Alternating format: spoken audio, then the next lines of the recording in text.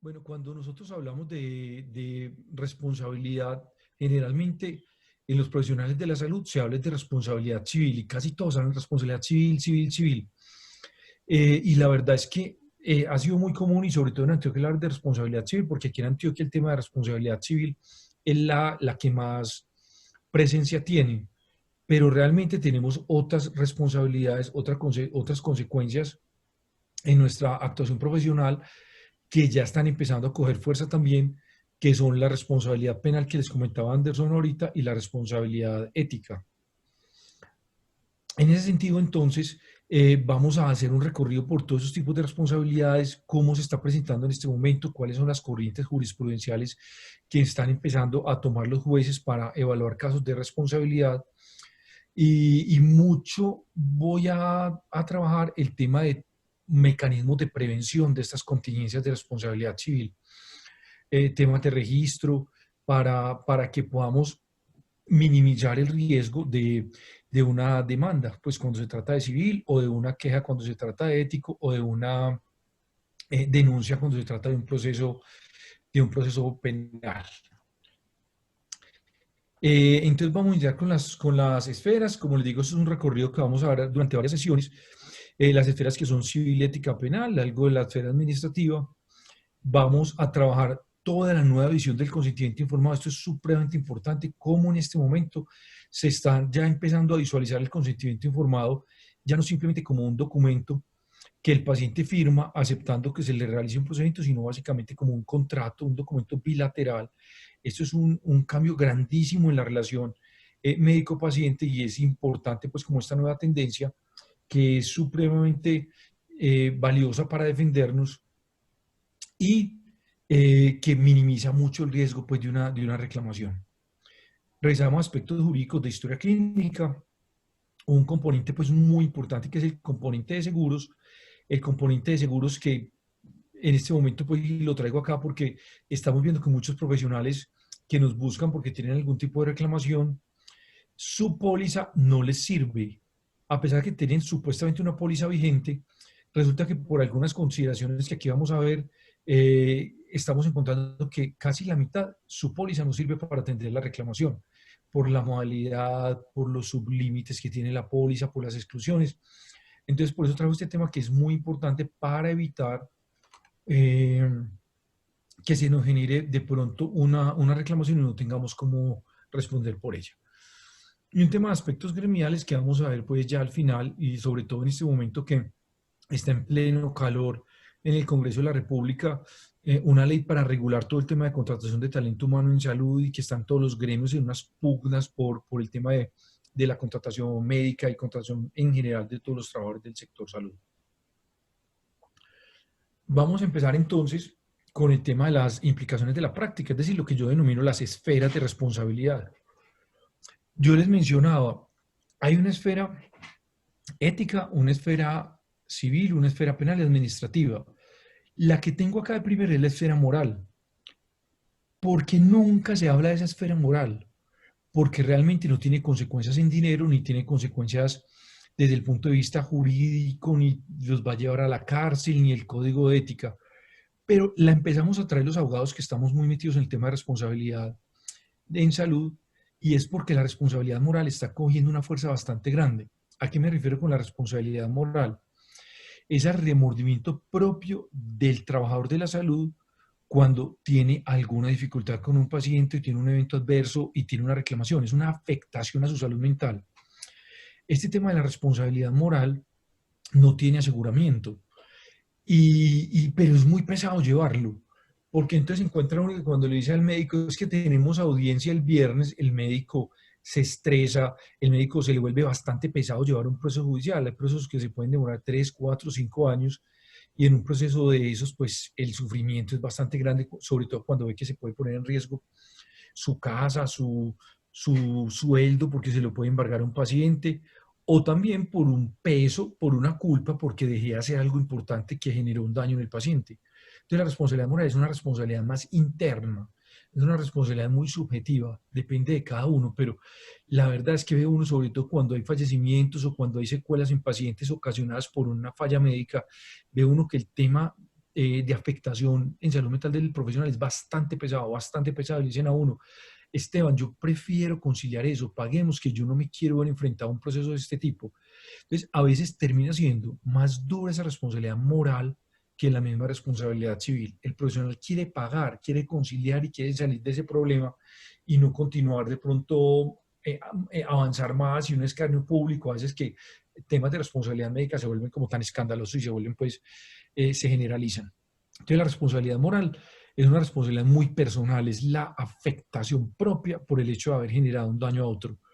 Un daño que obviamente no tiene las implicaciones penales que tiene pues quien genera una muerte de una persona intencionalmente, porque en el caso pues del profesional de la salud, normalmente los delitos no son delitos con intención, no son delitos dolosos, son delitos culposos, pero de todas maneras nunca, a pesar de que nunca hubo una intención en generar daño, sí hay una afectación personal muy fuerte. Cuando uno está con las personas que tienen procesos judiciales y procesos judiciales donde realmente está muy comprometida su actuación, es un tema bastante pesado, prácticamente de soporte psicológico. Bueno, esas diferentes, como les decía, la moral no tiene una consecuencia jurídica, es solo personal. Ahora sí vamos a empezar como a hacer un repaso de todas las esferas que realmente sí tienen una consecuencia jurídica. Empecemos por la ética. La ética ha empezado a tomar un viraje más o menos los últimos 5 años, a pesar de que el Código de Ética Médica o la Ley 23 del 81 pues tiene bastante tiempo, y su decreto reglamentario también pues como ven ya vamos para 40 años de esa norma. El viraje está en el sentido de que los pacientes tenían una costumbre y es irse normalmente por la responsabilidad civil. En este momento oye uno a los abogados demandantes, es decir, los abogados que soportan la reclamación del paciente, un principio es, vámonos primero por lo ético, que si nos vamos primero por lo ético, tenemos una prueba más para el proceso civil. Entonces, ojo, llegar nosotros a tener un fallo adverso en un proceso ético es de suma gravedad. ¿Por qué?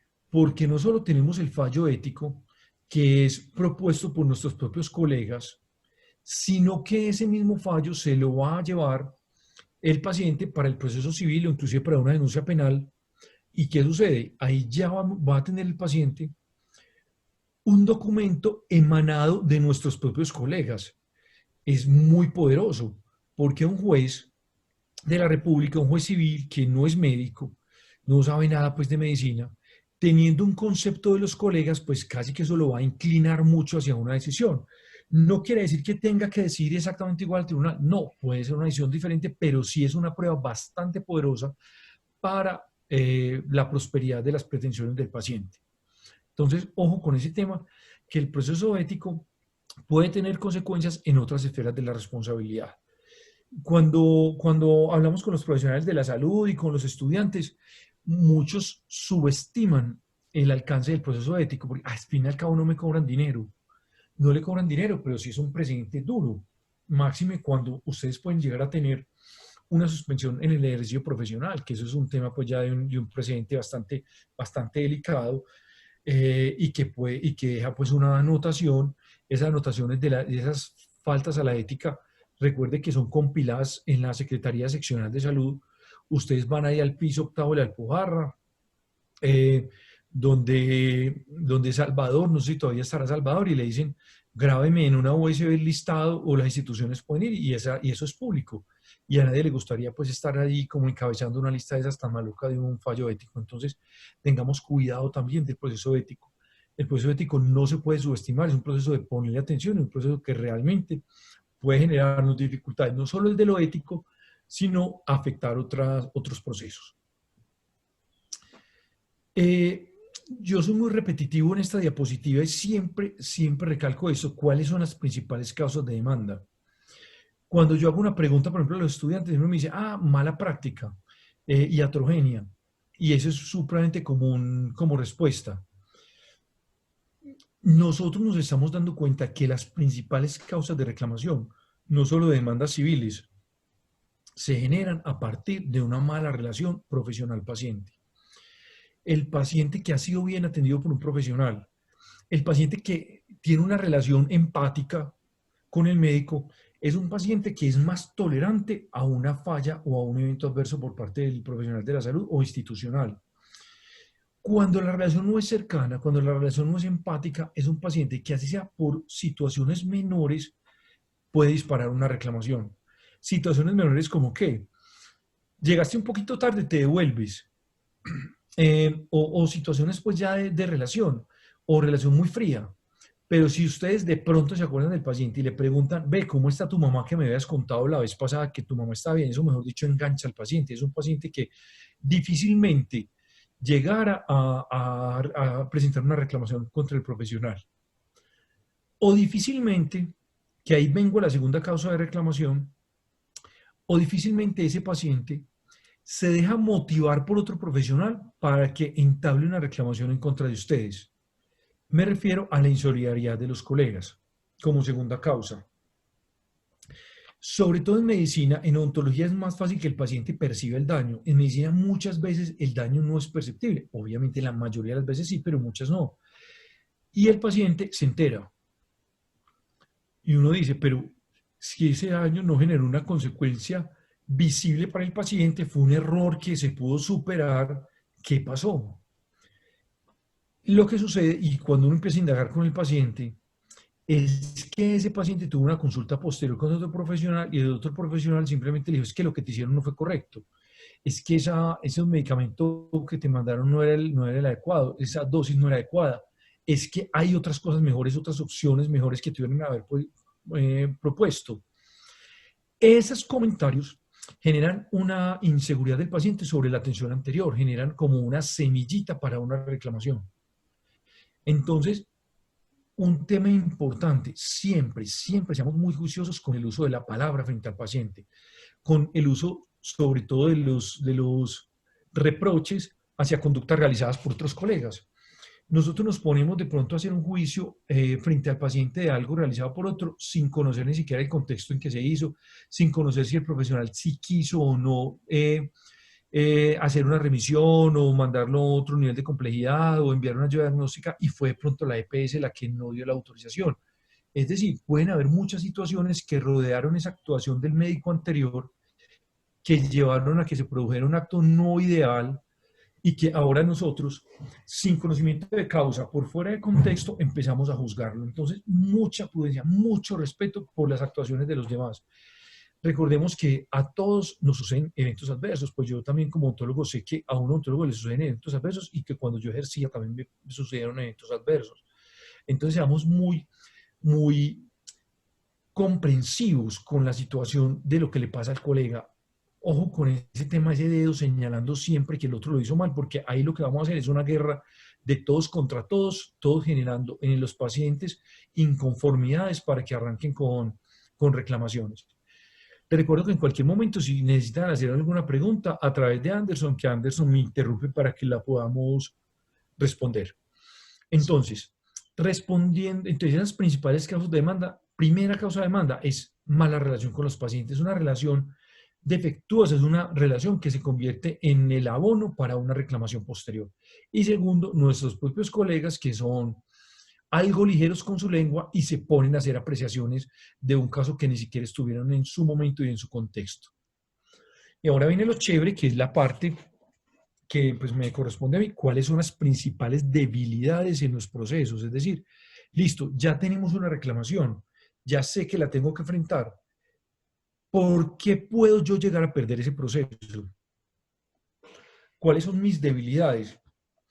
Y llegamos a una conclusión, después de revisar todas las debilidades, la principal son muchos temas que se derivan de uno solo, que lo podemos resumir en registro.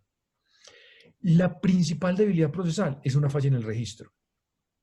Fíjense una cosa, un paciente tiene 10 años para demandar civilmente. Lo que ustedes como profesionales hagan hoy, en 10 años posiblemente no haya evidencia de eso. Ya han pasado otros profesionales, ya ha habido otros tratamientos, ya ha habido otras cirugías y posiblemente lo único que queda ahí es lo que en su momento en la historia clínica quedó registrado. Muchos profesionales dicen, ve, es que yo sí le indiqué eso, yo le advertí eso, yo le expliqué súper bien y vamos a ver el registro, la historia clínica y no hay evidencia de eso. Entonces ahí viene una debilidad y es, el profesional en una audiencia trata de exponer súper bien lo que hizo, pero termina la exposición y el juez le pregunta, vení, ¿y por qué todo eso no está escrito en la historia clínica? Entonces, queda uno como abogado defensor, queda uno muy mal parado, porque pareciera que el testigo, que es el médico, está como construyendo una versión posterior. ¿Por qué? Porque nada de eso se corresponde con lo que hay en la historia clínica. Muchas veces en la historia clínica, versiones supremamente cortas y muy sencillas y muy simples. Por ejemplo, unas notas quirúrgicas que son supremamente cortas, de cirugías absolutamente extensas, complejas, no dan cuenta de lo que pasó allí. Entonces, ser muy juiciosos con el registro. ¿Por qué? Porque no sabemos si la reclamación va a llegar dentro de un mes o va a llegar dentro de 8 años, cuando ni siquiera nos acordamos. Cuando podemos decir, es que yo tengo testigos, yo voy a llamar al anestesiólogo, voy a llamar al cirujano, voy a llamar al instrumentador, ¿cuál? Ya nadie se va a acordar de ese paciente. Es más, decirle a un juez que se está acordando de los 8 años, casi que les va a decir, no, este testigo realmente está preparado, porque aquí se va a acordar dentro de todos los pacientes que se atienden en un día, se va a acordar específicamente de uno. Entonces, dejar muy claro todo en la historia clínica para poder prever una buena defensa posterior. Entonces, debilidades procesales son temas de registro, básicamente consentimiento informado, historia clínica y falta de anotación de algunas ayudas diagnósticas. Y otros temas de registro es algunas conductas de los pacientes que generan agravamiento de su patología o que producen la patología y que no la anotamos. Entonces, que el paciente le habíamos advertido que no debería seguir fumando, siguió fumando, que no debería seguir tomando alcohol, siguió tomando alcohol, que debe bajar de peso y sigue y no baja de peso. Entonces, nosotros le podemos echar toda la careta al paciente. Vea, señor, es que el cigarrillo, recuerde el riesgo, usted además toma licor, no hace deporte, le echamos toda la careta y no dejamos nota. Después, en un proceso, van a estar ustedes tratando de convencer al juez de que ustedes fueron súper insistentes con el paciente. Y el juez, casi que sin pararles bolas, ¿por qué? Porque eso no lo dice la historia clínica, ni lo dice el consentimiento informado. Entonces se siente uno mal cuando ve al profesional en una audiencia haciendo unos esfuerzos altísimos para poder demostrar que lo hizo bien, cuando esos esfuerzos serían innecesarios si hubiera dejado todo anotado en la historia clínica. Ni siquiera tendría que ser la exposición, señor juez. Revise que todo eso quedó en la historia clínica, que quedó claro todas las advertencias al paciente. Llegando inclusive a situaciones que no deberían ser, que está uno defendiendo al médico y termina siendo mucho más fuerte para la defensa del médico las notas de enfermería que la misma historia clínica del profesional. Las enfermeras en general son juiciosas y registran todo, entonces uno puede apoyarse en las notas de enfermería para soportar la conducta médica, pero no debería ser así, debería ser el médico el que deje muy bien registrada toda su actuación médica en la historia clínica y sobre todo todas esas advertencias que le hizo al paciente. El paciente lo remitió para el programa de riesgo cardiovascular. Perfecto. Si no fue el paciente, ya trasladamos la responsabilidad en el paciente. Pero si ustedes simplemente le dicen, te mando al programa de riesgo cardiovascular, le hacen la remisión, pero no queda nada en la historia clínica, nos va a quedar bastante pesado para nosotros demostrar posteriormente que ustedes sí fueron diligentes y que ustedes hicieron esa remisión al programa de riesgo cardiovascular. Y el paciente o la familia del paciente, cuando hay un fallecimiento, niegan todo hasta lo último. A mí nunca me dijeron, nunca, absolutamente nunca. Ellos niegan porque obviamente es reconocer que tuvo una advertencia de un riesgo, para ellos sería desfavorable. Veo que hay como una pregunta, Anderson. Sí, doctor. El doctor Jorge nos hace una consulta y nos pregunta que si es necesario, pues, a más de anotar todas las indicaciones, hacer firmar estas por parte del paciente o por parte del acudiente de lo que le recomienda al paciente. Sí, Anderson, sí. Doctor Jorge, esa pregunta es súper valiosa y la respuesta es que sería lo ideal que el paciente lo firmara, pero tenemos una limitación muy grande y es la historia clínica electrónica. De hecho, para nosotros los abogados que recibimos temas de responsabilidad, se nos ha vuelto más difícil la prueba con historia clínica electrónica. Lo ideal sería eso, ¿Cómo subsanarlo? Pues tocaría imprimir la hoja, que el paciente firme y que la vuelvan a subir. Pero no es lo mismo que uno tener una historia clínica física, le pasa la carpeta y que el paciente firme. Es más fácil hacerlo pues con la física. Ya se vuelve muy difícil. Tenemos una ventaja. ¿Cuál es? Que el documento de historia clínica se presume válido cuando se ingresa al proceso. Le corresponde al paciente demostrar lo contrario, que hay algo que haya notado no es no es lo correcto. Entonces, sí, sería lo ideal que el paciente lo firmara. Y yo a veces yo les insisto, cuando haya notas supremamente comprometedoras, yo preferiría que se hiciera la impresión de la hoja y que el paciente firme a dejar solamente la nota del profesional. De hecho, el consentimiento informado sigue siendo físico, ¿cierto? Pero posterior al consentimiento informado, durante el curso del tratamiento surgen otras necesidades de advertir al paciente y posiblemente no vamos a tener la posibilidad de su firma. Entonces, ojalá los software de historia clínica de las instituciones permitieran bajar la hoja, firmar y que lo volvieran a subir para que sí quedara realmente la constancia por parte del paciente. Pero sí hay situaciones que puede firmar. Por ejemplo, yo les he advertido, fue un tema que hicimos con Metrosalud, por ejemplo, programa de riesgo cardiovascular. Se advierte al paciente esto, en todos esos formatos que manejan y que el paciente firme todas esas advertencias que le están haciendo. ¿Qué hace la firma? Con la firma del paciente hacemos algo así, es trasladar al paciente, venga, es que yo como médico, yo no me voy a quedar con su problema. Yo le estoy advirtiendo, usted debe cambiar una cantidad de conductas que generan aumento del riesgo, pero si usted no las acata, la responsabilidad ya no va a ser mía, es suya. Y aquí yo voy a quedar con un documento de constancia que todo eso usted ya lo está recibiendo y está enterado. Ya que usted lo acate o no lo acate, es cosa suya. Ahí viene un tema de unas corrientes jurídicas muy importantes que se están tomando sobre todo en Europa y principalmente en Bélgica, y es el tema de la corresponsabilidad de los pacientes. ¿Qué está pasando? Los médicos en el sistema de salud han sido siempre estigmatizados como los que tienen que responder, casi que dar una obligación de garantía al paciente que va a salir bien.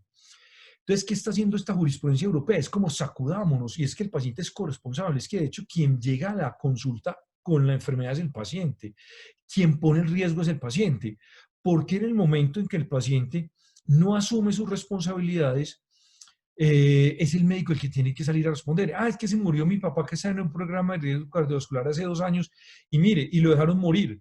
Y va uno a ver la historia de ese paciente en ese programa lleva 2 años, pero arrancó con 100 kilos y ahora tiene 120, siguió fumando, siguió tomando. ¿Y por qué la institución, el médico, tienen que responder por ese fallecimiento? Entonces, por eso es importante que sí tengamos ese traslado de responsabilidad. Vea, señor paciente, usted verá si lo hace o no lo hace. Sépalo que si usted continúa con esos hábitos, pues van a tener consecuencias desagradables para usted, posiblemente la muerte. Y me libero de esa responsabilidad porque se la traslado a través de qué? A través de este documento que usted está firmando el día de hoy. Recordemos que esas notas no solo son en el consentimiento informado, cualquier nota que podamos hacer posterior en la historia es válida. Entonces es muy importante porque muchos me dicen, es que eso no quedó en el consentimiento de la institución, no importa, sino que en el consentimiento de la institución es válido con la, con la anotación posterior en la historia, así no sea en el formato de consentimiento, listo. Creo que hay otra pregunta, Sí, sí, Anderson. señor, por supuesto. La doctora Andrea nos pregunta, según la última línea jurisprudencia, de la jurisprudencia, perdón, según la última línea de la jurisprudencia, ¿la responsabilidad médica es de medio o resultado?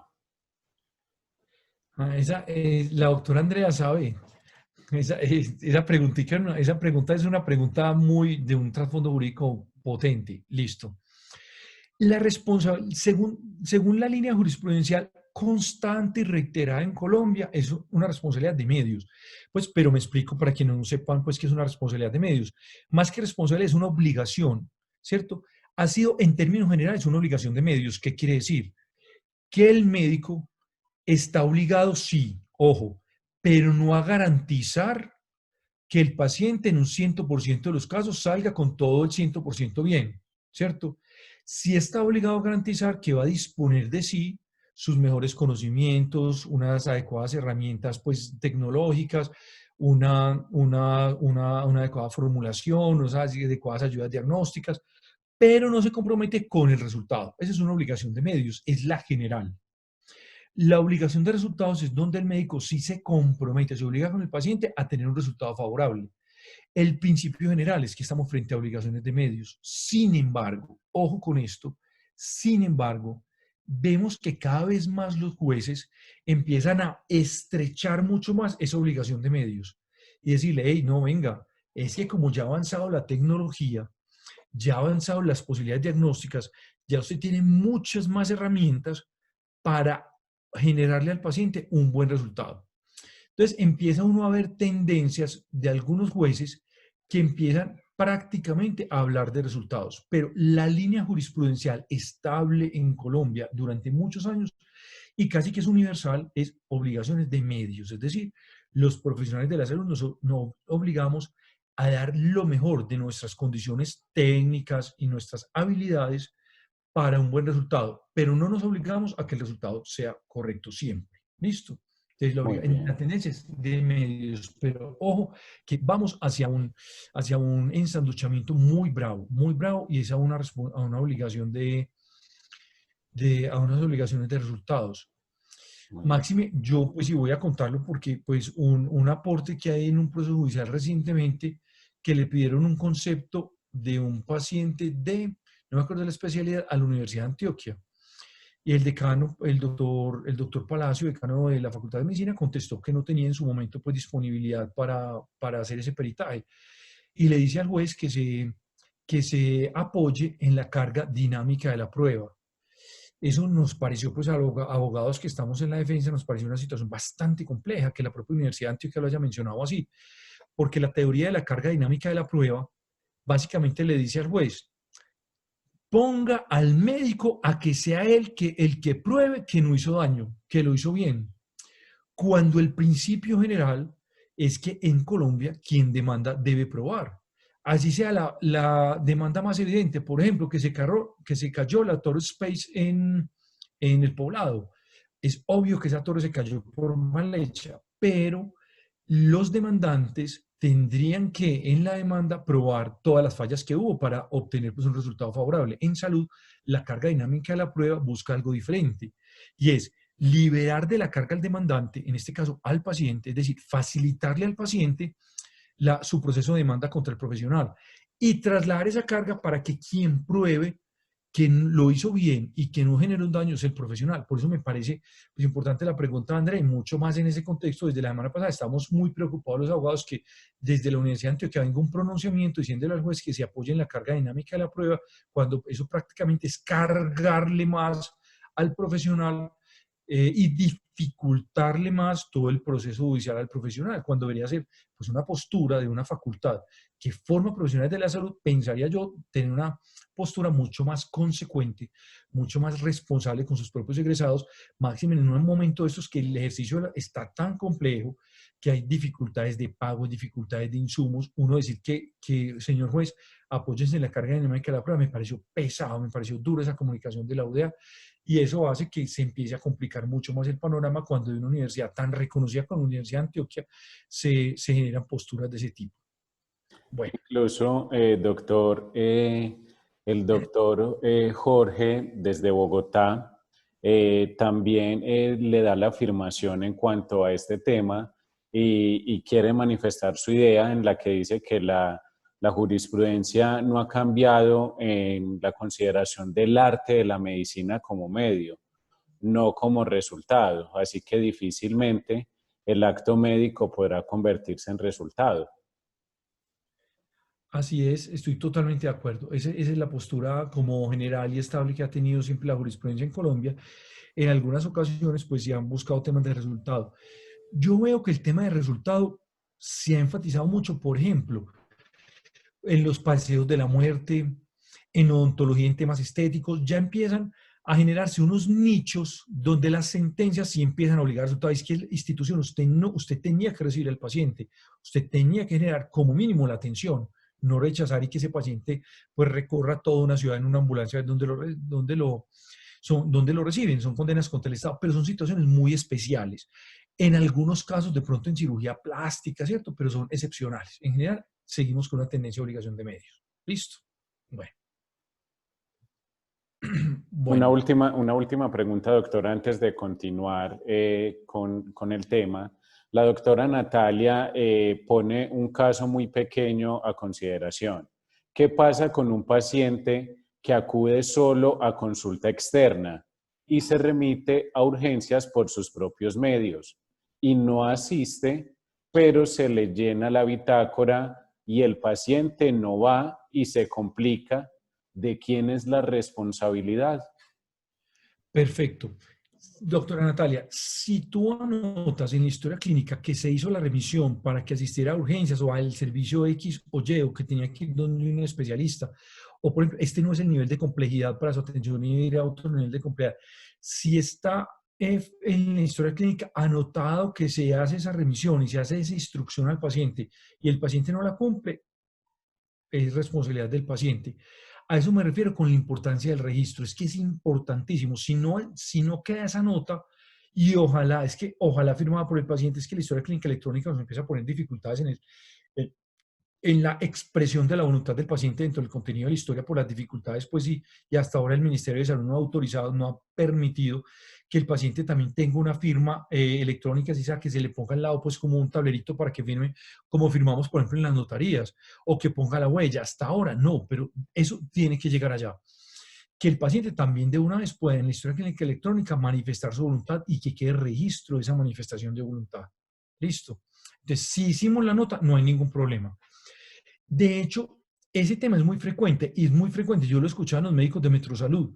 Me decían, es que Metrosalud no tiene el nivel de complejidad de muchas patologías que llegan acá. Hacemos la remisión y empiece pues a rogarle a la EPS para que la EPS haga la regulación de ese paciente a otro nivel de complejidad y no lo hace. Entonces yo le digo al médico, listo, no es su responsabilidad, pero sí deje registro de que usted 10:54 AM llamo a Sabia Salud solicitando regulación del paciente. Quedan en llamar, me contesta Yuri Maricela, listo. 1:25, nuevamente llamo a la EPS Comeva, me contesta, no se regula. No, es decir, dejar evidencia de la diligencia, de que hubo toda la disposición porque ese paciente había que regularlo a otro nivel de complejidad y que no se hizo, no por responsabilidad del médico, sino porque la EPS fue la que no hizo el traslado oportuno de ese paciente. Entonces, vuelvo al tema, registro. Esa palabra que les quede súper importante, el registro. Estas relaciones, eso lo vamos a ver cuando lleguemos a consentimiento, estas relaciones cada vez se vuelve más una relación de tipo jurídico, se vuelve es como un contrato. Y como es una amenaza latente, permanente de todos los pacientes que nos puedan demandar, cada vez la medicina defensiva se empieza a imponer. Es un concepto muy de español y ellos ya en España han trabajado mucho todo el tema de medicina defensiva en el sentido de que, hey, pilas, señor médico, usted tiene que dejar previstas todas sus herramientas de defensa cuando la relación con el paciente sea pacífica, porque cuando la relación con el paciente entre ya en un deterioro, ya el paciente no le va a firmar. Ya va a ser mucho más difícil lograr su voluntad en ese momento frente a alguna conducta que vaya a tomar el profesional. Doctor, por aquí el doctor Juan Ocampo quiere participar en este caso tan puntual que estamos tratando. El doctor Juan nos dice que por el hecho de remitir a urgencias es porque presenta una condición de salud que requiere atención inmediata, por lo que se debe hacer el proceso de remisión. Deberá el paciente firmar una alta voluntaria y que asistirá por sus propios medios asumiendo los riesgos. Bueno, las altas voluntarias me parece es un documento supremamente importante y se está utilizando muchísimo. Una alta voluntaria tiene validez. ¿Hasta dónde? Hasta donde podamos demostrar que el paciente sí estaba suficientemente informado sobre las consecuencias de esa alta voluntaria. ¿Por qué? Porque también he visto que en servicios simplemente casi que presionando al paciente para la acta voluntaria, es diciéndole a un paciente que de todas maneras no se puede ir por sus propios medios, es que es mejor que usted se vaya allá para la clínica X, que es un tercer nivel de complejidad, porque usted se queda aquí lo van a dejar 2 o 3 días y no lo van a trasladar. Entonces, cuando se vuelve muy presionada esa alta voluntaria, entonces, que el paciente sí esté muy bien ilustrado y se le dice, el paciente conoce las consecuencias para su salud de esa alta voluntaria, o el familiar cuando es el familiar el que está firmando el alta voluntaria, pero sí es muy importante dejarlo. Ahora, muchas veces ni siquiera es el alta voluntaria, sino que el paciente realmente se va sin ni siquiera firmar el alta voluntaria o se emberraca porque dice, perdón la expresión, pero dice, llevo aquí 6 horas o llevo un día aquí, amanecí, aquí no me han hecho nada y se van sin ni siquiera firmar el alta. Los médicos le dicen a uno, yo trato de perseguirlo pues para que me firme el alta voluntaria antes de decir no, y están molestos y no quieren. Dejar en la historia clínica de que el paciente salió por sus propios medios a pesar de haberse advertido que debería permanecer mientras era regulado otro nivel de complejidad. Dejar eso, pero el alta voluntaria me parece muy importante, es decir, eso sí, cuando que podamos demostrar que el paciente sí tenía ilustración de las consecuencias que tenía dejar el servicio. Muy bien, doctor. Y en caso de que de pronto ese mismo paciente requiera ser remitido en ambulancia por su condición de salud en ese instante y no haya ambulancia, ¿qué se debe hacer? ¿Cuál sería como el proceso adecuado para la remisión en este ejemplo que estamos tratando? Bueno, te cuento que lo común es que no haya ambulancia. Realmente, entonces no hay ambulancia, si es dejar, el paciente se pone, se anota la necesidad de remisión, en el momento se está a la espera de ambulancia que va a ser suministrada por la EPS o por la entidad pues, responsable del paciente, no llega. A las 2 horas aún no ha llegado la ambulancia, dejar la nota de que no llega la ambulancia, ¿por qué? Lastimosamente esto se volvió un tema de quién más va salvando su responsabilidad en el camino, ¿cierto? Pero pues mi tema es defender a los médicos, pues y mi nicho es una organización de profesionales, el tema es profesional, deje la nota. Yo sé que de pronto va a quedar comprometida la institución porque no la tiene o la EPS, pero el tema es que el médico sí tiene que dejar claro que su concepto es que el paciente es el traslado, que requiere una ambulancia o si es la ambulancia medicalizada y no llegó, sí dejar claro que se instruyó sobre la necesidad de ambulancia y que en el servicio no hay disponibilidad. Muy bien, doctor. Y teniendo en cuenta estas dificultades de pandemia por las cuales estamos pasando esta situación, la doctora Clara le pregunta, ¿dónde la consulta es virtual? Cuando la consulta propiamente se hace desde la virtualidad, desde este tipo de herramientas y solo queda el registro en la historia clínica y no es posible como regularlo a urgencias, ¿qué pasa en este caso? ¿Cómo se puede hacer ese proceso para que pues sea remitido por medio de una ambulancia o para que vayan hasta la casa de él y le presten la atención? Bueno, en temas de pandemia hubo una norma excepcional, que es el decreto 538-2020. Entonces, inclusive, pues, y hay una resolución también reglamentaria, autoriza una cantidad de modalidades de atención remota. El tema de telemedicina, teleexperticia, telesalud, hay muchas modalidades. Para el tema de registro específicamente, dice, para obtener el consentimiento del paciente, requerimos que el paciente manifieste por algún medio electrónico, dice, ojalá sea una foto por algún medio que aceptó pues la responsabilidad o la instrucción que se le está dando o la advertencia de riesgos. Pero aún sigue siendo el decreto más laxo. Dice, si no es posible obtener esa respuesta del paciente de forma electrónica, esa manifestación de voluntad, sea por un correo, bastará y será suficiente con que el profesional deje la nota de que le advirtió tal instrucción al paciente, así el paciente no lo firme y que sin embargo el paciente tiene limitaciones tecnológicas y no puede enviarnos, hacernos una devolución de un consentimiento informado, firmado, un correo electrónico donde acepte esos riesgos que se le advirtieron. Entonces, ahora en época de pandemia, esa norma nos permite mucha más flexibilidad y bastará inclusive, como les digo, con la afirmación del profesional de que se le advirtieron los riesgos y que el paciente no tiene medios tecnológicos, pero que quedaron advertidos y se considera válido hacerlo así, sin la necesidad de expresión del consentimiento del paciente. Muy bien. Tenemos muchos asociados que están participando permanentemente, tanto en el chat como en el espacio de preguntas, doctor. El doctor Sí, Santiago, una preguntita muy interesante que le quiere compartir, ¿sí? sí, claro. Dicen, el doctor Santiago nos informa. Disculpen la pregunta, es que se me presentó eso y no estoy seguro. pacientes con tutelas integrales o taxativas en los que figuran insumos como jabón de tocador o toallas desechables, que la EPS dice que no deberían ser enviados porque son cosméticos, Ujú. pero que en la tutela están ordenados. ¿Qué implicación legal hay si uno los ordena? Bueno, eh, realmente ya si hay una tutela es porque otro lo ordenó, ¿cierto? No es porque uno, simplemente si es necesario el cumplimiento de la tutela, cuyo destinatario no es el médico, porque ojo con eso, el destinatario es la institución o el asegurador, dependiendo de cómo haya salido la decisión judicial, porque la decisión judicial normalmente condena al asegurador, a la EPS, y a veces condena al asegurador y condena a la IPS, pero no va a salir obligando al médico que otorgue esos insumos. Entonces, en ese caso ya hay una orden previa.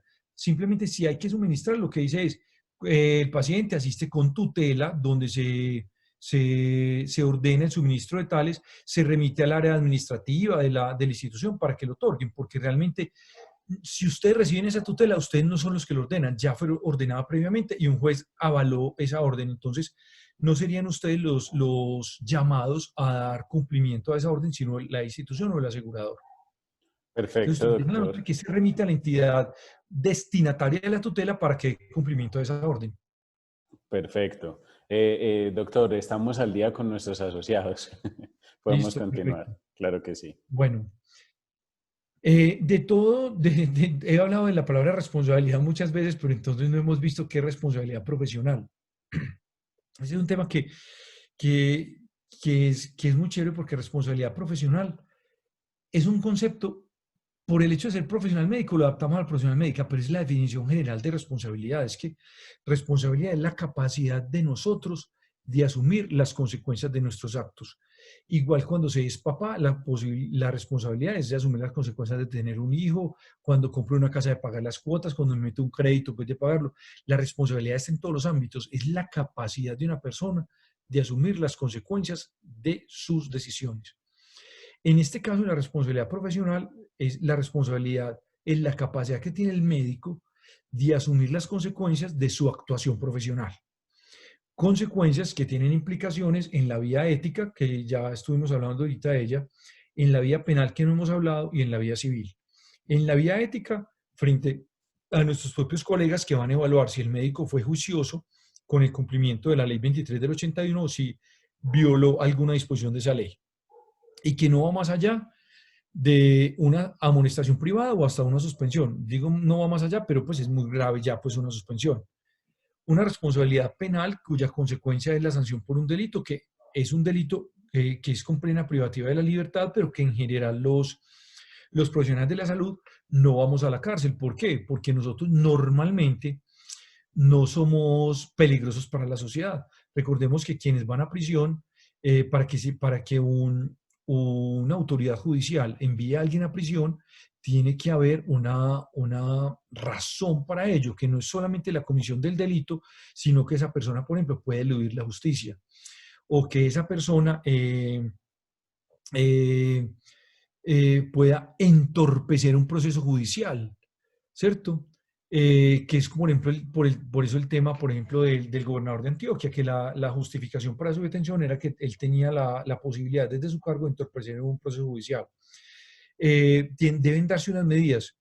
Y otra, pues obviamente la intencionalidad o no de la conducta. El profesional de la salud normalmente puede generar conductas, pero dañosas para el paciente, pero cuya causa es un accidente, más no una intención de hacer daño. Entonces, esa responsabilidad profesional en lo penal normalmente lo usual no es que se cumpla en cárcel. En lo civil se paga con plata y en lo ético puede ser una suspensión del ejercicio profesional, que sería como lo más grave. Bueno, entonces también les he mencionado mucho la palabra daño. Vamos a definir la palabra daño. Entonces, y la vamos a diferenciar de perjuicio.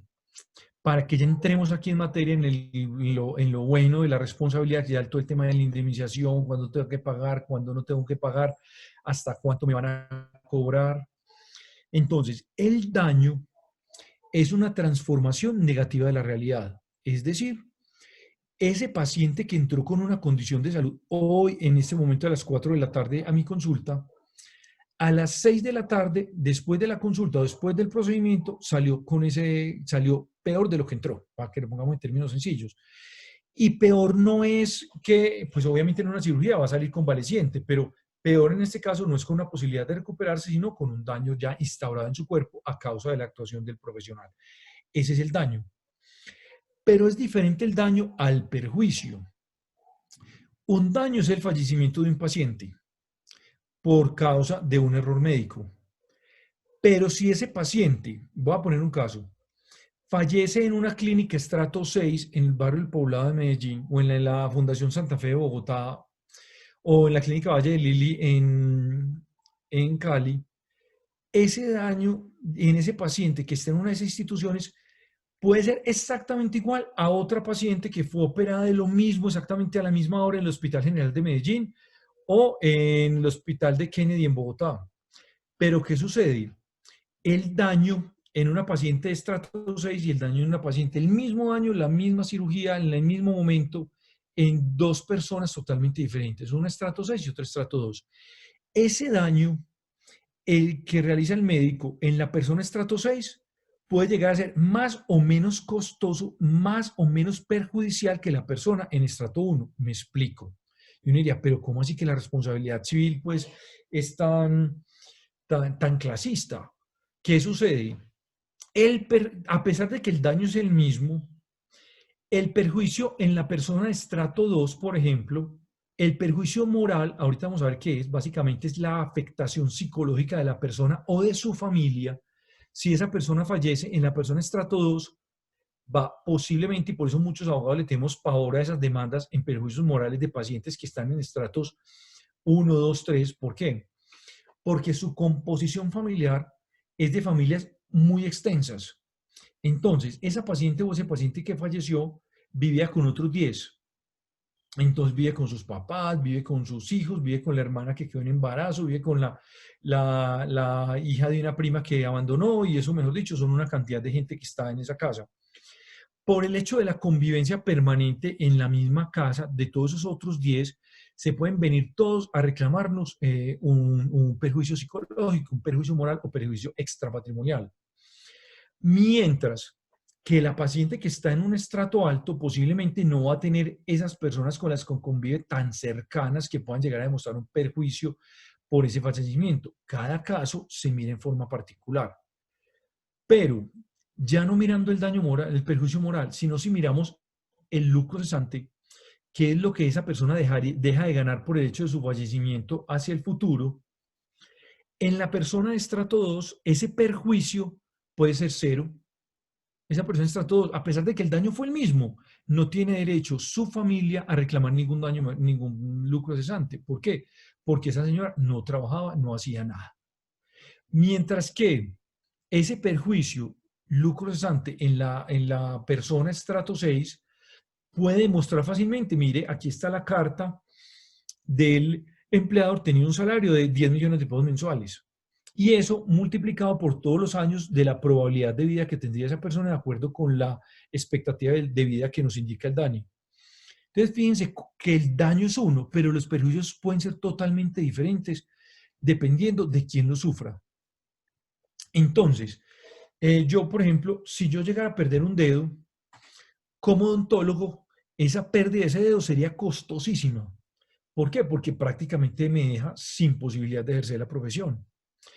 Pero si yo llego a perder el dedo como abogado y yo alego que soy abogado, mejor dicho, ese dedo no vale nada, porque el abogado valdría mucho si pierde la lengua, porque no deja de echar carreta, pero como odontólogo sí sería muy valioso el dedo. Entonces, el daño es el mismo en los dos, pero dependiendo de la afectación para cada persona, se genera el perjuicio o no se genera el perjuicio. Entonces, tengamos en cuenta eso.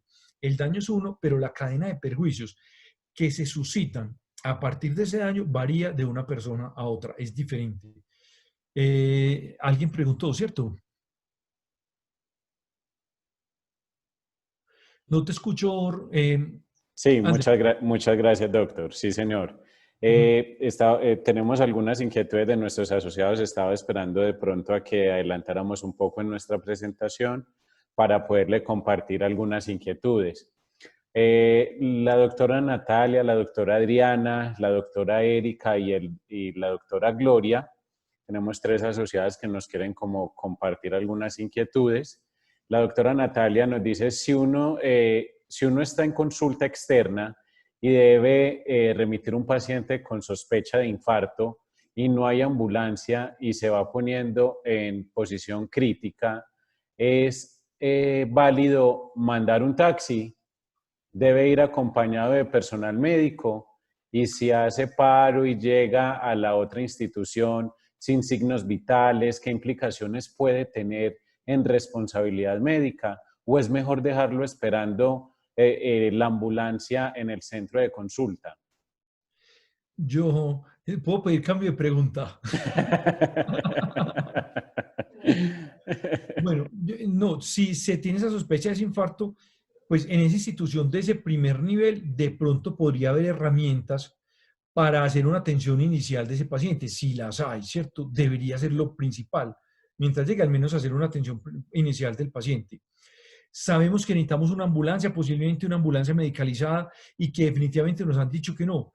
Yo pienso que hay un principio general y es el valor de la vida. Si logramos justificar que de todas maneras la conducta más idónea para salvar la vida de ese paciente era mandarlo en un taxi a pesar de no ser la conducta ideal, yo pienso que se justifique muy bien en la historia clínica por qué se hizo, porque definitivamente la expectativa de tener una ambulancia era muy difícil y que en la situación actual, en ese primer nivel de complejidad, no tengo las herramientas para resolverlo y que el médico deje muy claro. Por lo tanto, el paciente se va en un taxi porque no llega a la ambulancia y se requiere una atención de un nivel de complejidad superior. Esa pregunta es muy compleja y habría que mirar en cada caso en qué condición está el paciente, porque y si la institución donde está, pues no tiene los elementos realmente para hacer una atención siquiera como para el manejo de la urgencia de ese paciente. Pero no es fácil resolverlo, en cada caso lo miraríamos. Sí, Eh, son casos como muy particulares que de pronto, no sé, doctor, si usted me autorizaría a compartir sus datos, algo para que pues nuestros asociados también puedan ponerse en contacto con usted más adelante. Sí, no hay ningún problema, ¿cierto? La cuestión es que, pues sí, soy muy responsable con eso porque, ¿qué me pasa? Que me escriben los fines de semana, por la noche, a toda hora, como un directorio permanente de consulta, pues y realmente esa no es la función. Con mucho gusto les podemos dar una asesoría, pero se tramita pues a través del medio oficial, ¿cierto? Si es una compañía de seguros, si tienen la póliza de Comedal, Ah, tienen el perfecto. derecho a hacerlo, Es ¿cierto? cierto. Que es la póliza de seguros del Estado, ¿cierto? Ujú. Sí, señor, por Pero sí hay que supuesto. mirarlo porque les digo, a veces gente, es que me viene para el rural y me llama la muchachita del rural todos los días con problemas y yo a toda hora estoy contestando pues consultas y cada Sí, uno claro. tiene una póliza que debe tener esa asesoría jurídica para los profesionales. Excelente. Sí, muchas gracias, doctor, como por ampliar ese concepto como tal. La doctora Adriana informa, estamos haciendo controles de hipertensión por teleorientación y les ordenamos medicamentos en Metrosalud porque estamos trabajando desde casa, porque tenemos enfermedades preexistentes. Se supone que en teleorientación no se puede ordenar medicamentos. ¿Qué podemos hacer para evitar demandas? Sí, yo interpreto que ese paciente no es que le estén, pues la interpretación que estén dando de la pregunta, el paciente ya tiene los medicamentos ordenados desde antes, porque es un paciente hipertenso y viene simplemente lo que se está haciendo es un medicamento ordenado previamente de ese paciente conocido por la institución. Lo que está haciendo el médico en esa teleorientación es posiblemente refrendando esa formulación, ¿cierto? Pero entendería yo que es un paciente que ya en el programa. En pandemia, yo pienso que hay muchas causales que van a ser exonerantes de responsabilidad, porque realmente la imposibilidad de tener un contacto directo con el paciente limita muchísimo al médico. pues no podemos tomar una temperatura, no podemos tomar la presión arterial, hay muchas limitaciones obvias, ¿cierto? No podemos hacer pues un examen físico. Entonces, en ese caso, yo pienso que la responsabilidad va a haber unas causales de exoneración bastante importantes, porque también estoy seguro que de esto va a venir una cantidad de demandas de todo esto que ha pasado en esta pandemia.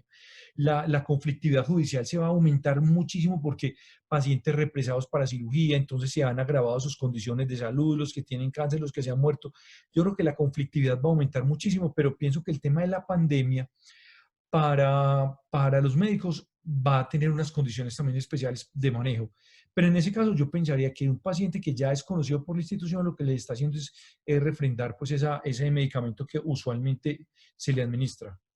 Hablando del tema, doctor, el cual usted nos estaba hablando hace unos instantes, la doctora Erika pregunta que si él o la paciente alguna vez cotizó y al momento de fallecer por alguna intervención ya no laboraba, ¿la familia tiene derecho a algún tipo de remuneración, núcleo cesante o algún tipo de compensación como tal? O sea, en el momento de la atención ya no trabajaba. No, en el momento de la atención, dice que pues se le hizo la intervención y ya no laboraba. Si ya no laboraba, no tiene derecho a lucro cesante. Si ya no tiene cómo probar que tenía una expectativa de un ingreso, ¿cierto? Algunas sentencias de la Corte Suprema de Justicia han dado lucro cesante, por ejemplo, y es un tema que puede sonar un poco feo. Por ejemplo, a las mujeres amas de casa ha reconocido a la familia un salario mínimo. Casi que pues suena feo, yo sé que el contexto es un poco como desfavorable para la mujer, casi que le dice a la familia, es que como su mamá hacía labores de casa, casi que con esto puede conseguir una empleada. Es duro eso, pero en algunas ocasiones, así no trabaje, ha reconocido las labores del hogar como una labor que merece un reconocimiento económico y en ese sentido ha reconocido, a pesar de que no tiene un empleo formal, ha reconocido para la familia un lucro cesante. Perfecto, doctor. Podemos continuar y ahora le comparto otras inquietudes. Listo, entonces, claro, la diferencia entre daño y perjuicio. El daño es uno solo, el daño es la transformación negativa de la realidad. El paciente entró y salió mal, pero el perjuicio depende del paciente a quien le infringí ese daño.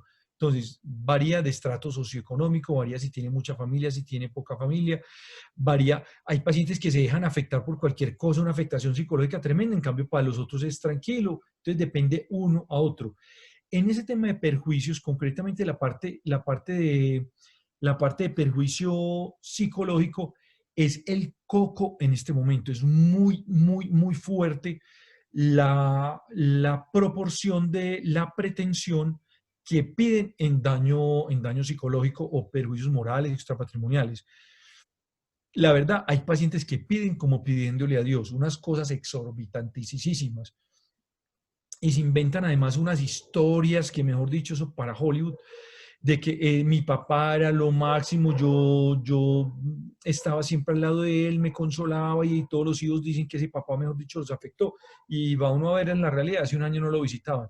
Pero para lograr ese pedir mucho perjuicio, sí se inventan unas novelas bastante grandes. Ese es el coco duro de la responsabilidad civil en salud, esos perjuicios psicológicos. ¿Por qué?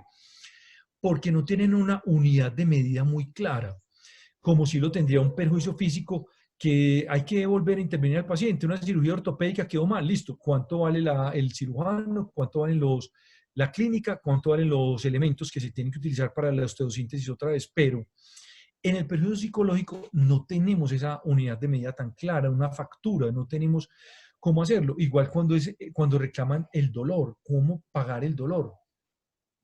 Entonces ahora hay unos test psicológicos, por eso pues estoy estudiando ahora psicología, unos test psicológicos muy acertados que se le aplican a las familias de los pacientes pues para evaluar efectivamente si hay una afectación psicológica en el familiar o no, o en el mismo paciente.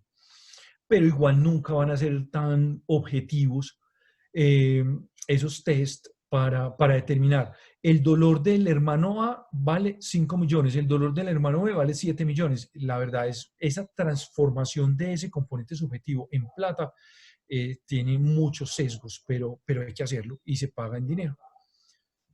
Bueno, Pues creo que esta diapositiva ya lo hablamos.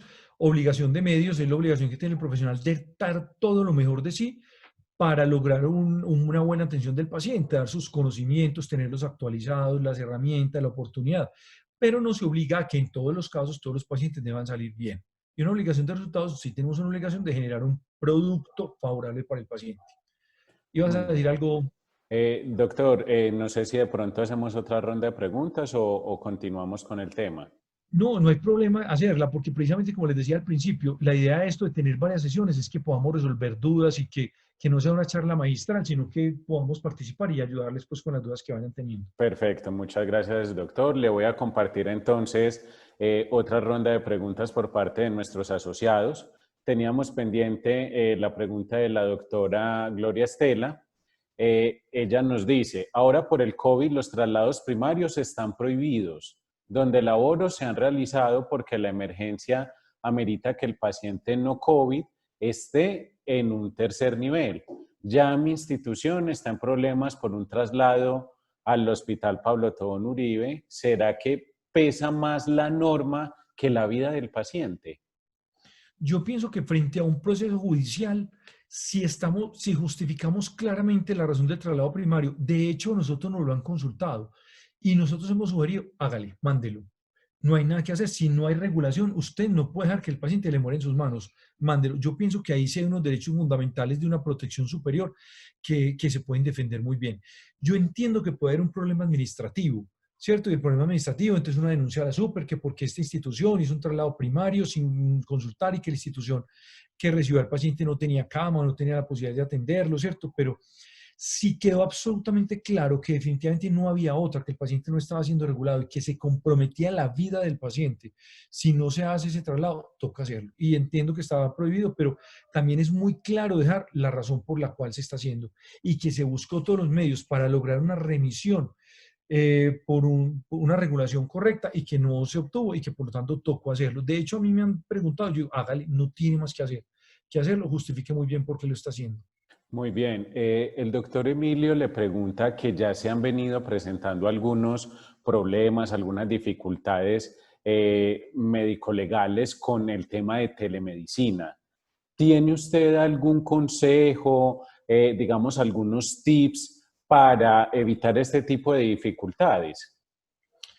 Bueno, es que varias personas me han comentado el tema. Yo hasta ahora no he conocido, inclusive yo le pregunté al doctor Carrillo, pues del Tribunal de Ética Médica, le dije, doctor Carrillo, ¿conoce usted ya en el tribunal les han llegado casos de temas de atención remota? Me dijo, no hemos tenido ninguno. Le pregunté hace como 15 días. Es decir, no han tenido también el Tribunal de Ética Psicológica porque le pregunté pues a la doctora Fania, la presidenta del Tribunal Nacional de Ética Psicológica, porque psicología viene ya 6 meses haciendo todo por teleconsulta. Me dijo, no hemos tenido ni un solo caso. Entonces, pues habría que mirar cuáles son las dificultades que se han presentado, pero con seguridad pues que se han presentado y seguramente se van a presentar muchísimas, pero las normas y sobre todo ese decreto 538 flexibiliza, y es que estamos frente a un tema de derechos fundamentales y el mismo decreto lo dice.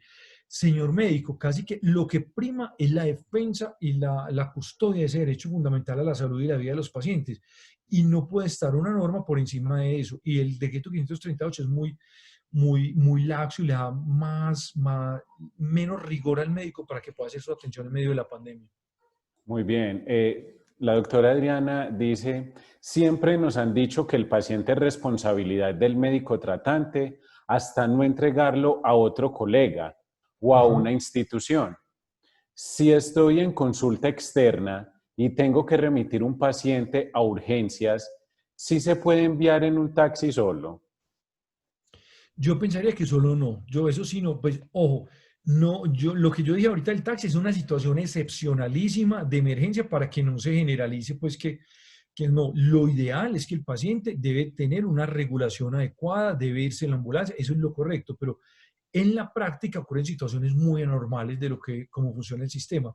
Si el compromiso para la vida del paciente es tal que definitivamente y la expectativa de que llegue la ambulancia no existe o es muy tardía y durante ese tiempo se va a deteriorar el paciente, no hay nada que hacer, manden un taxi, pero yo pienso que no solo, yo pensaría que ahí sí habría que mandarlo acompañado pues con el profesional pues que pueda hacer alguna atención. Y eso sí, una justificación pero absoluta de que lo que se hizo es porque no hay otra vía para dar una mejor solución al paciente, pero obviamente lo del taxi no es que sea una conducta pues adecuada, ¿cierto? Y si ya empezamos a tocar otro tema, otra rama de la medicina enfocada hacia la salud ocupacional y la medicina en el trabajo, el doctor Luis Fernando dice qué tipo de reclamos por responsabilidad civil, ética y penal, ¿sí? Ha manejado. Reclamos por conceptos de aptitud laboral, restricciones para el trabajo, autonomía del médico ocupacional, etcétera. No, yo no manejo casos de responsabilidad de seguridad y salud en el trabajo, solamente de responsabilidad médica por la actividad asistencial, pues en prestación de servicios, pero no, esos casos no. Siempre los remitimos a otro abogado, pues laboralista, que maneja todo este tema de seguridad y salud en el trabajo, pero no manejo ese tipo de casos. Solo responsabilidad médica en actuación asistencial. Perfecto. Bueno, vamos muy bien, doctor. Podemos continuar. Bueno, esta diapositiva, ojalá le tomen una fotico mental que les quede ahí almacenada en el cerebro y es errar es humano, los errores pasan y le pasan hasta el mejor. Esto lo insisto y lo refuerzo pues con lo que decía al principio de la charla, porque vemos que muchos profesionales son muy ligeros en las apreciaciones de otros. Y cuando uno se queja de lo que hizo otro frente al paciente, no está haciendo nada diferente a motivar una reclamación. Y el cirujano que se queja de otro cirujano, pues después, en la próxima semana le va a aparecer otro chasco en la cirugía. Es que ninguno está exento de tener un error, de tener un accidente. Entonces, errar es humano, eso pasa. Y obviamente, al que más hace, más le pasa. Quienes estamos en la actuación administrativa, que no atendemos pacientes, obviamente no vamos a tener. Yo soy odontólogo, pero si yo no tengo pacientes, pues no tengo riesgo. Quienes tienen el riesgo son quienes están al frente de un paciente todos los días. Entonces, yo insisto mucho en ese respeto por la conducta del otro. Es que somos tan ligeros. De hecho, los oye uno en audiencias, así lanzando juicios de conductas de otros sin haber estado presentes. Es decir, pareciera que hubiera estado ahí, cuenta todo con tanta certeza y no estuvo presente, no supo en qué condiciones se hizo, un paciente cada 20 minutos o sin elementos para atenderlo. Es difícil en los procesos de responsabilidad cuando quien evalúa la conducta es un perito médico que lo hace 2 o 3 años después, que tiene todo el tiempo para leer un caso, que puede sacar libros, que puede llamar a los amigos especialistas que conocen de la materia para preparar muy bien un concepto que va a ir a dar la semana entrante en un juzgado. Pero ¿qué pasa? Tuvo una semana para estudiar un caso, para llamar a los que saben, para buscar los libros. No se contextualiza en los 20 minutos que tuvo el médico o en ese espacio de urgencias donde el médico estaba, que no tenía libros, no podía llamar amigos y que tenía que decidir ahí con unas herramientas muy limitadas. Entonces, yo veo que a veces esos dictámenes y esos soportes que se hacen posteriores son a veces muy duros con los médicos y no reconocen los contextos en los que se produjo la conducta médica. Igual, cada uno de ustedes en su conducta sea muy responsable con las palabras cuando se va a referir a un colega. A nadie le gustaría que nuestro paciente que salió hoy de acá de nuestra atención salga la semana entrante para atención de otro que empiece a hablar mal de nosotros. Entonces, esta diapositiva es fundamental. Errar es humano, todos nos podemos equivocar. Bueno, ¿cuál es el panorama actual? En este momento tenemos entonces como principales demandados, pues naturalmente es el médico general, porque obviamente pues tenemos un volumen muy alto pues el volumen más alto de consultas son los médicos generales. Tenemos unas demandas, no las más frecuentes, pero sí las más de alto impacto son las de neurocirugía. Alto impacto me refiero al muy costosas las pretensiones. ¿Por qué? Por las secuelas neurológicas con que cae el paciente, dificultades para motoras, dificultades sensitivas, no pueden hablar, una cantidad de situaciones, consecuencias. Entonces, no son muy frecuentes, pero son de muy alto impacto, de altísimo valor. De hecho, ve uno casi que se consumen los valores de las pólizas cuando hay condena en estos casos de responsabilidad profesional de neuro. Se ha vuelto muy frecuente el tema de ginecobstetricia, mucho. Y sobre todo muy frecuente y es de difícil defensa. ¿Por qué? Porque ve uno que la jurisprudencia y en general pues también las actuaciones del Ministerio de Salud son muy protectoras de ese dúo madre-hijo. Entonces, se nos vuelve a los abogados difícil también esa defensa. Son temas muy sensibles de llevar a los juzgados, pero igual pues son temas defendibles y se pueden sacar adelante, pero son más complejos por esa sensibilidad que hay social que hay alrededor del dúo madre-hijo. Es bastante complejo y son muy duros los peritos de esas organizaciones defensoras pues de todo el tema de los partos naturales, todo eso, y cuando llega un perito conocedor de esa situación y que de pronto tiene esa corriente, mejor dicho, acaba con el colega en una audiencia porque son muy duros sus conceptos. Tenemos un fenómeno muy chévere y es anestesia. Anestesia es una especialidad que aprendió mucho al tema preventivo, listas de chequeo. Entonces, anestesia que hace, digamos, 15 años casi que estaba en los primeros puestos, anestesia ya está muy atrás en los temas de demandas. Anestesia aprendió mucho todo el tema de prevención, el tema de consentimiento, listas de chequeo, advertencias en la historia clínica. Entonces, anestesia la tenemos ya mucho más rezagada. Ojo, a pesar de que anestesia muchas veces es llamada porque como es transversal a todo el tema quirúrgico, entonces puede estar en cualquier demanda de gineco, de ortopedia, de cirugía general, entonces puede estar transversalmente, pero anestesia se ha logrado defender mucho mejor porque aprendió mucho, pues con un trabajo pedagógico de la escala de muchos años. El porcentaje de demandados en este momento tenemos que entre profesionales de la salud tenemos alrededor de un 15 a 17% de los profesionales de la salud tienen algún tipo de reclamación civil, penal o ética. Ya son porcentajes bastante dicientes, bastante altos. Dentro de este panorama tenemos una situación pues que ahorita se les mencionaba que se nos está volviendo compleja y es el tema de los seguros. Les cuento, las compañías de seguros están siendo muy meticulosas en el aseguramiento en salud. No tanto al médico como persona individual, sí a las instituciones. Hay hospitales en este momento, conozco uno que le ha buscado oferta de pólizas y ninguna compañía de seguros en el país le ha querido ofertar póliza de responsabilidad civil. Es decir, está asumiendo el riesgo solo sin póliza. Hay una institución muy conocida en Medellín le expidieron una póliza de 1.500 millones de pesos y la prima, o sea, lo que costó la póliza, valió 1.300 millones de pesos. Casi que el valor del siniestro ya está pagado por anticipado cuando uno paga la póliza. Es algo así como si ustedes tienen un carro que vale 50 millones y la póliza les cuesta 40. Pues yo prefiero más bien no compro póliza y el día que me choque veré cómo lo hago, ¿cierto? Porque pues casi que el valor del siniestro ya ha sido pagado. Y lo peor es que la institución le está tocando comprar las pólizas a quien se le ofrezca y con las condiciones que les ofrezcan. ¿Por qué? Porque si se quedan sin póliza, las EPS y los aseguradores no contratan con esa IPS, porque para poder contratar les exigen que tengan póliza de responsabilidad civil. Ese tema se va a volver supremamente complejo, inclusive con el doctor Ricardo Encomedal, con Alianza Seguros, pues que es la intermediaria de Comedal. Hemos estado ya revisando panoramas, inclusive escenarios en el extranjero, de cómo podemos empezar ya a explorar otros escenarios de aseguramiento diferentes al tema de pólizas con compañías de seguros. Va a llegar el momento en que vamos a hacer no asegurables los trabajadores de la salud por la alta siniestralidad. Entonces, es un tema bastante difícil, complejo, que lleguemos a un tema de no aseguramiento. En los profesionales individuales todavía no es difícil conseguir la póliza, se puede conseguir la póliza. Yo les voy a dar aquí unos tips pues para que deben cumplir esas pólizas, pero lo principal es que nos cubra todas las esferas de responsabilidad civil, penal y ética.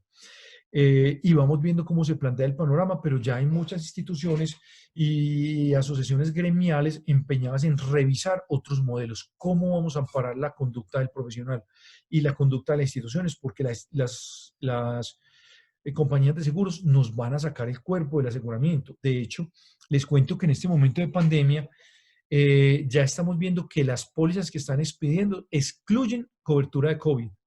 Es muy grave eso. Entonces, la compañía de seguros excluye ya el siniestro que se puede llegar a presentar. Entonces, las situaciones derivadas de COVID que se presenten en la atención médica no van a ser atendidas por estas pólizas. Inclusive, instituciones que llevan 10 y 15 años con una misma compañía de seguros Y ahora llega COVID y tac, que le pones exclusión y prácticamente la condición es o lo toma o lo deja. Si no le interesa la póliza, busque otro y no hay otro. Entonces, ese panorama se nos está poniendo difícil. Inclusive piensa uno, aseguran, por ejemplo, un banco, aseguran un taxi que anda todo el día generando riesgos, aseguran un carro de valores de estos de Brinks y esas empresas, y empezaron a asegurar un hospital. Es que definitivamente el sector salud tiene unas situaciones bastante complejas. ¿Y eso a qué se debe? A que fíjense que si ustedes aseguran su carro, la compañía de seguros tiene claro que ese carro vale 50 millones y que lo máximo que puede pasar es una pérdida total, que es el RON, y pagará 50 millones. En una responsabilidad médica, el paciente fallece y la compañía de seguros no sabe cuánto va a valer ese paciente. ¿Por qué? Puede que tenga un hijo, dos, tres hijos o cinco hijos, esposa y una cantidad de gente que vive con él. No sabemos ese perjuicio moral, esa afectación, tanto al paciente, pues ya el que falleció no, pero toda la gente que está alrededor, cuánto va a costar y hasta dónde se nos va a ir esa condena. Entonces, ya vemos que además de que la responsabilidad civil médica, sabemos que tiene el paciente 10 años para demandar.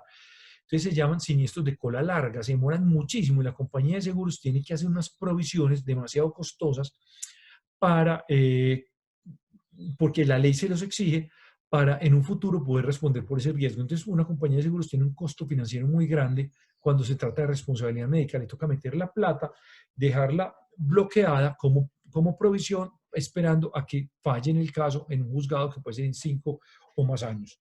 Entonces, el tema de aseguramiento en salud se nos está volviendo complejo. Anderson. Sí, doctor, precisamente con respecto al tema que nos está hablando, que ha sido complejo el sistema asegurador con la pandemia que estamos viviendo por COVID-19, la doctora Clara quiere como expresar su situación.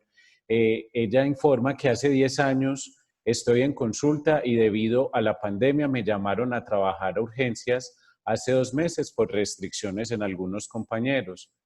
Quiero saber si la póliza que tengo actualmente, pues específicamente ella dice Concomedal, igual me cubre los riesgos a los que estoy expuesta ahora o son muy diferentes a los de la consulta que ella venía realizando, sobre todo por la falta de entrenamiento y de experiencia en este servicio. Bueno, nosotros, la póliza que tiene Comedal, que es la póliza de seguros del Estado, es una póliza bastante completa. De hecho, prácticamente Comedal le dijo a Seguros del Estado, yo quiero que usted me diseñe un producto con unas condiciones específicas y el doctor Ricardo nos puso a revisarlo y revísenme esto y pataleamos hasta que Seguros del Estado nos dio unas condiciones muy adecuadas, ¿cierto? Entonces, esa póliza es una póliza muy buena, realmente. Es una póliza que yo la podría comparar con cualquier póliza y es una póliza que tiene unas coberturas bastante suficientes y no creo que tenga una exclusión para usted, pues como médica general, entiendo que sería una médica general que está en consulta y pasa de urgencias, no tiene una exclusión de decir este servicio sí lo cubre o no lo cubre, porque no tuvimos ese tipo de exclusión, pues cuando se diseñó el producto ni cuando se compró el producto, pues ese contrato de seguros con seguros del Estado. Entonces, esa póliza es una póliza bastante completa. Obviamente, yo aquí estoy hablando de temas generales y habría que mirar cada caso particular y cada póliza particular, las renovaciones, todo eso, porque pues hay muchas aristas que cada caso podría llegar a tener, ¿cierto? Por supuesto, doctor. Pero en general la póliza es muy buena y tiene una muy buena cobertura, Anderson. Y Claro sí, que doctor, sí. claro. Muchas gracias, doctor. Incluso yo también invito a nuestros asociados a que pueden comunicarse a las líneas de la cooperativa y en el área de seguros vamos a tener un personal muy capacitado, el cual les puede dar una orientación en cuanto a la póliza como tal que tenemos para ustedes asociados. Una pregunta por parte de la doctora Adriana. Nos dice doctor Esteban que en algún momento, pues Doctora Adriana muchos, Toro. no, la doctora Adriana Restrepo, Ah, correcto. sí, en algún momento ellos pagaron la póliza a través del FEPASDE, ¿cierto? Ahora para trabajar con Sura dicen que no la aceptan, Ajá. que si usted tiene algún conocimiento del por qué. Me están haciendo pues todas las preguntas difíciles a mí hoy. Bueno, resulta que el FEPASDE es un modelo de protección diseñado por la Sociedad Colombiana de Anestesiología. pero no es una póliza de responsabilidad civil. Esa es como la gran diferencia. Es un modelo de protección. Un modelo de protección es que yo también puedo hacer un CDT en Comedal para el día que me demanden, ¿cierto? Eso es otro modelo de protección. Ah, si yo no compro póliza, yo tengo un CDT de 200 millones en Comedal, el día que me manden, pago de ahí. Cualquier forma como yo pudiera llegar a amparar un riesgo puede ser un medio válido para yo subsanar el día que me toque tener un egreso de dinero para responder. O sea, el tema del amparo del FEPAD es un amparo que perfectamente funciona en el momento que tengamos un siniestro. ¿Cuál es la situación? La situación es que como no es una póliza de responsabilidad civil, para las instituciones tiene una limitación.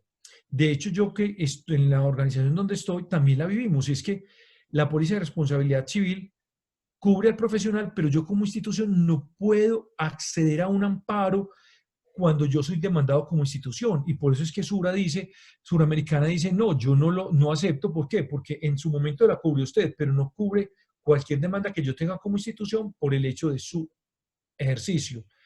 Entonces, esa es la situación de no ser una póliza de seguros. Sin embargo, las coberturas son unas coberturas muy adecuadas, muy suficientes. Entonces, más que el tema de cobertura, es cómo lograr que esa institución reciba el FEPASDE.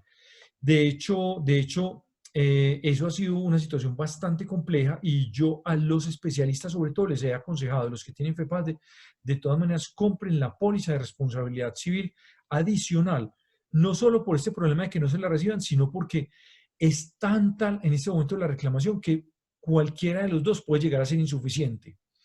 Entonces, en especialistas sobre todo les he dicho, compren las dos, pero ese es el tema, es que las instituciones dicen, como el FEPADE no es compañía de seguros, sino que es un fondo, no tengo cómo llamarlo en garantía, para mí es algo oculto porque está detrás del profesional y yo prácticamente tengo un certificado que me dice que usted es un afiliado, pero yo no tengo una póliza que garantice unas coberturas efectivas en su actuar dentro de esta institución. No sé si está claro esa situación, esa explicación. Sí, sí, señor. Esperemos si de pronto a la doctora le quedó claro con Listo. respecto a la respuesta que le da.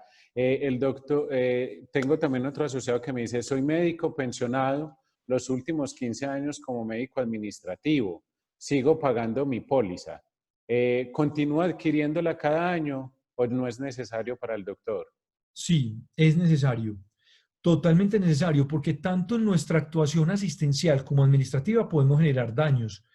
Es muy importante y es muy importante. De hecho, ya varias veces me han hecho esa pregunta. Hay muchos daños en este momento que son porque el administrativo no generó la autorización, porque el administrativo o negó una atención o alguna actuación administrativa que indirectamente influye en la atención del paciente puede comprometer su responsabilidad. Entonces, también el administrativo.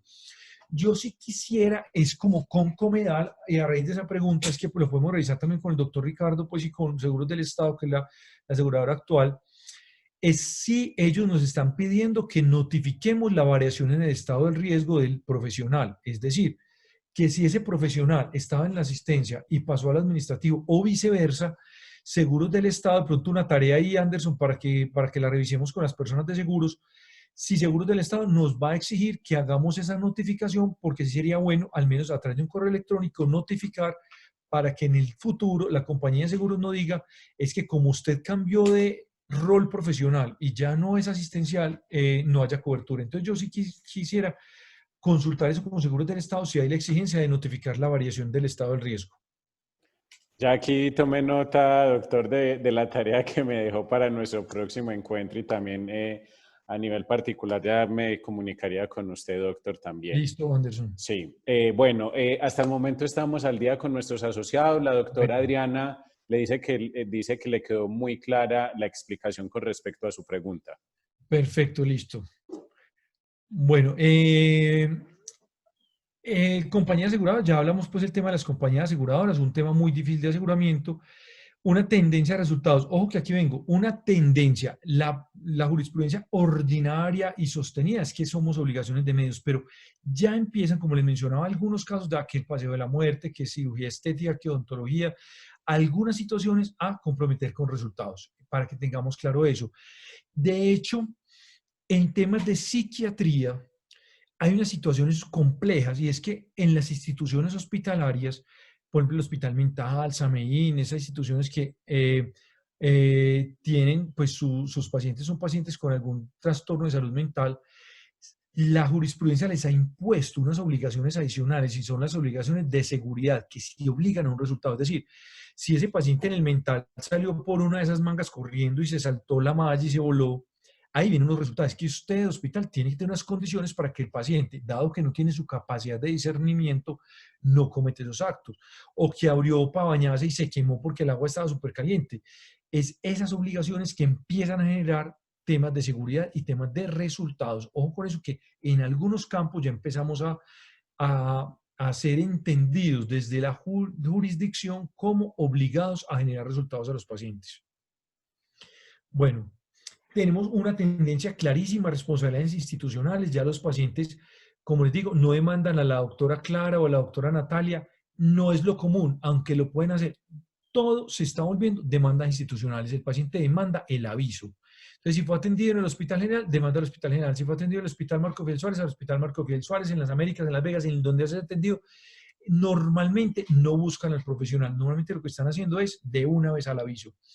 Es más, al aviso y a la EPS. Y muchas veces están comprometiendo al Estado colombiano. Se está volviendo también ya algo frecuente que comprometan al Estado por fallas en la vigilancia y coordinación del sistema.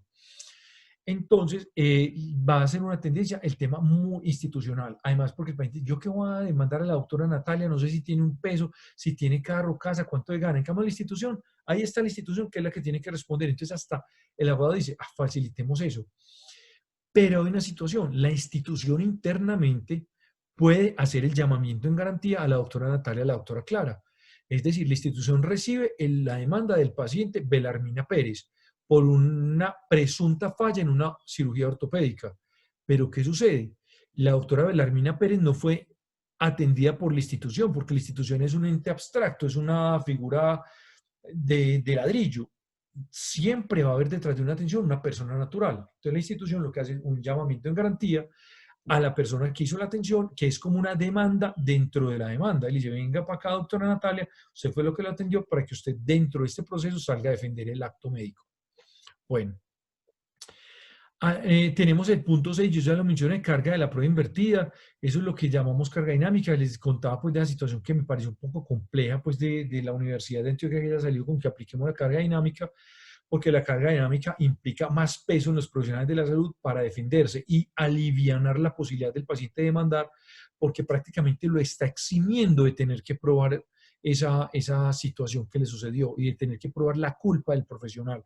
Prácticamente lo exime de eso, que me parece algo pesado, porque en cualquier actuación, sea de ingeniero, sea de arquitectura, sea de un abogado, el afectado, la víctima, tiene derecho a demandar y le toca probar. En caso de salud, le toca más duro al médico salir a probar necesariamente que hizo un acto impecable, que lo hizo bien. Bueno, hasta ahora tenemos una ventaja, o teníamos, porque esto se empieza a cambiar, es demandantes débiles. Normalmente el paciente busca a su sobrinito que acaba de terminar derecho, al abogado de la esquina. Normalmente, no es lo usual. Estamos encontrando, perdón, es común encontrar demandas muy mal hechas.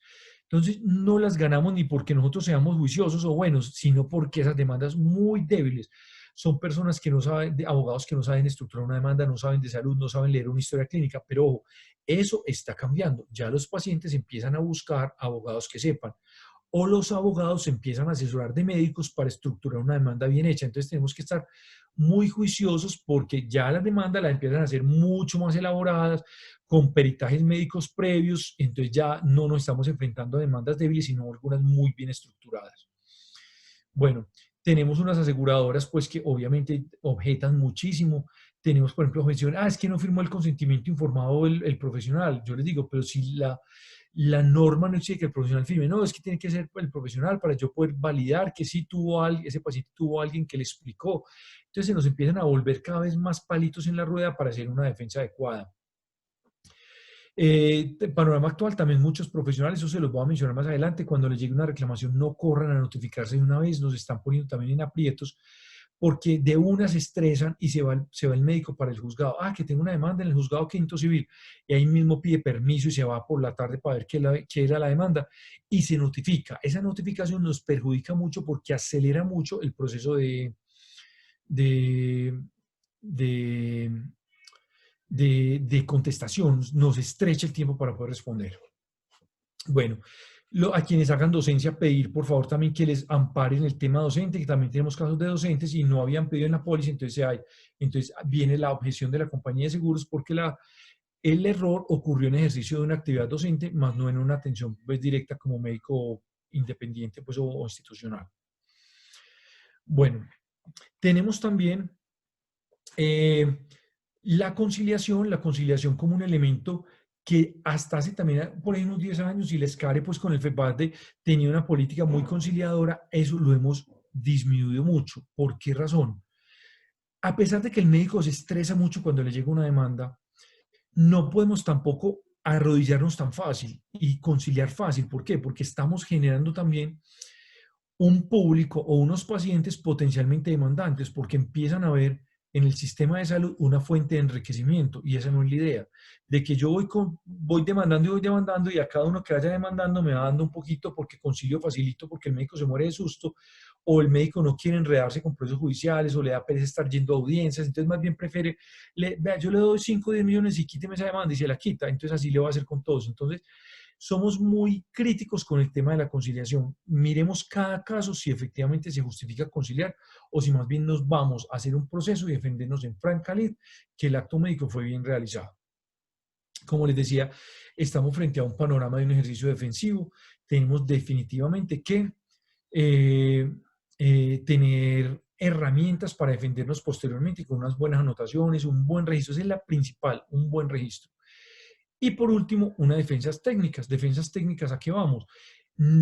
Cuando ustedes busquen el abogado para defenderse, ojalá tenga experiencia en salud, porque también vemos no solo unas demandas mal hechas, sino unas contestaciones muy mal hechas, abogados que revolotean y revolotean y revolotean y no se sientan con el médico a buscar evidencia científica para hacer una adecuada contestación. Entonces simplemente hablar y hablar en rauleos jurídicos, ese no es, en este momento necesitamos defensas técnicas que ustedes mismos como médicos nos ayuden a contestar bien. Ustedes digan, no es que hay evidencia científica que soporta que lo que yo digo es correcto, preste para acá que me sirve, busquemos testimonios, busquemos un dictamen pericial de alguien que conozca muy bien del tema.